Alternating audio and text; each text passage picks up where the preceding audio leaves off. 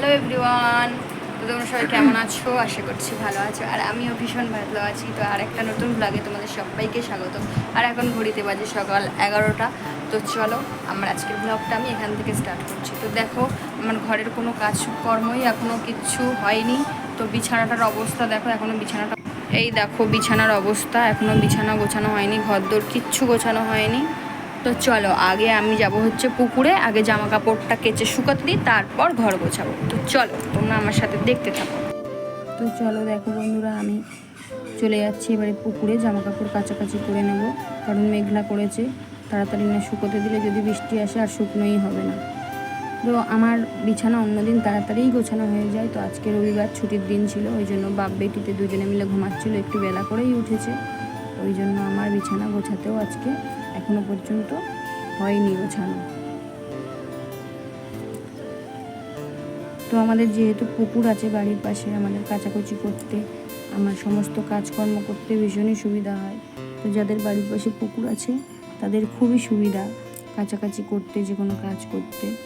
আর যাদের পুকুর নেই তাদের যে কী কষ্ট কাচাকাচি করতে, একমাত্র তারাই জানে। তো চলো ঝটপট করে আমি কেচে ধুয়ে নিই।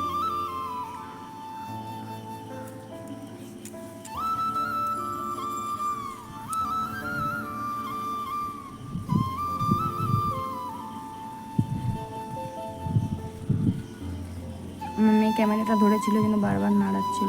তো এবারে চলে এসেছি আমি ছাদে, জামা কাপড়গুলো শুকোতে দিয়ে দিই। একদিকে ভীষণ রোদ আর একদিকে হচ্ছে মেঘলা করে আছে, দেখো এই দিকটা ভীষণ রোদ। একটু বৃষ্টি হলে মানুষ শান্তিই পেত, যা গরম পড়েছে। তাড়াতাড়ি করে জামা কাপড়গুলো শুকোতে দিয়ে দিই, মেলে দিই তাড়াতাড়ি করে। তো আমার জামা কাপড় শুকোতে দেওয়া হয়ে গেছে। তো ছাদে এসেছি তোমাদের আরেকটা জিনিস দেখাবো। তো চলো তো এই দেখো বন্ধুরা, আমি ছাদে কিছু গাছ লাগিয়েছি।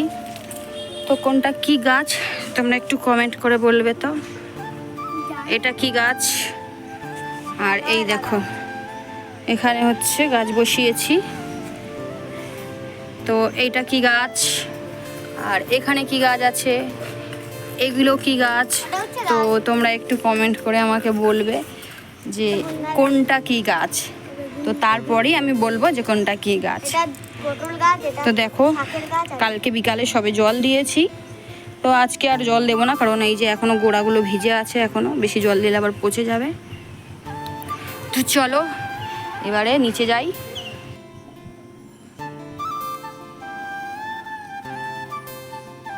তারপর বেরিয়ে পড়লাম বাজারে, মেয়ের আবদার মেটাতে, পেয়ারা আর আইসক্রিম খাবে মেয়ে। তো পেয়ারা দোকান দেয়নি, এসে দেখলাম এইখানেই দেয়, পেয়ারা দোকানটা দেয়নি। তো চলো এবার চলে যাই আইসক্রিম দোকানে, মেয়েকে একটা আইসক্রিম কিনে দেবো, যে ওকে একটা কর্নেটো কিনে দিলাম। তো দেখো আমার বিছানা গোছানো কমপ্লিট হয়ে গেছে। তো বেডশিটটাও চেঞ্জ করে দিয়েছি, কারণ এই গরমে একটা বেডশিট 2 দিনের বেশি মানে রাখা যায় না, বিছানায় শোয়া যায় না তার উপর। ওই জন্য বেডশিটটাও চেঞ্জ করে দিয়েছি, 2-3 দিন হয়ে গেছিলো। তো আমার বিছানা গোছানো পুরো কমপ্লিট, এবারে ঘরটা গোছাবো। তো চলো দেখতে থাকো।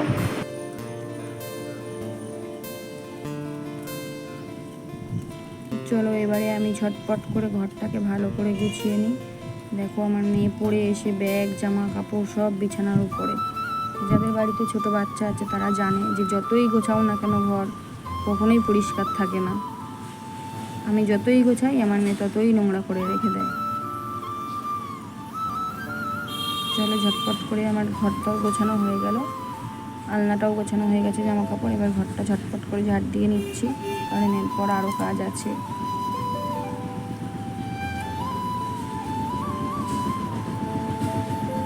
দেখো বন্ধুরা, এর মাঝে আমি আর কিছু তোমাদের সাথে শেয়ার করতে পারিনি, একবারে চলে এসেছি দুপুরের লাঞ্চ নিয়ে। আর আজকে হচ্ছে রবিবার, ওই জন্য হচ্ছে আজকে আর রান্না করিনি বাড়িতে। রবিবার মানে হচ্ছে স্পেশাল ডে, তো একটু স্পেশাল জিনিস তো কিছু খেতেই হবে, তাই না? তো দোকান থেকে বিরিয়ানি কিনে এনেছিলাম, তো সেটাই আজকে দুপুরে আমরা খাবো। তো একটা ডিম আলু আর এটা হচ্ছে চিকেন বিরিয়ানি দিয়েছে।